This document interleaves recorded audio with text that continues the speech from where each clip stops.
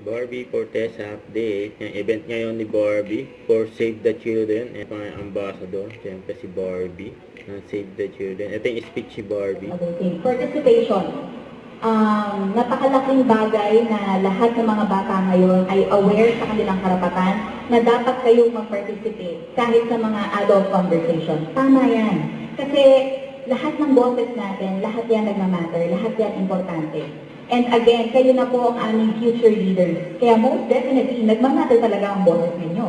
Lahat ng concerns ninyo, dapat pinapakinggan namin matatanda, ino-honor namin, nire-respeto natin, at isinasa-aksyon namin matatanda. Dahil sa inyo nakalaan ang future namin, future ng magiging mga pamilya namin, pamilya ko, di ba? Nasa kamay ninyo. Kaya alam ko ang responsibilidad na that was put upon you. Kaya ako din, together with Save the Children, sa abot ng makakaya ko, I will try my best to be here for all of you dahil grabe the power you hold, children, hindi nyo alam.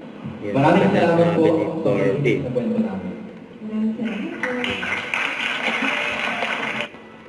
And I spotted pa nga si Barbie kahapon, just sa Ayala Avenue, and nag-morning run. Don't forget to subscribe, click the notification bell for more updates. This is with Charlie Action Vlog. Stay tuned for more videos. See ya.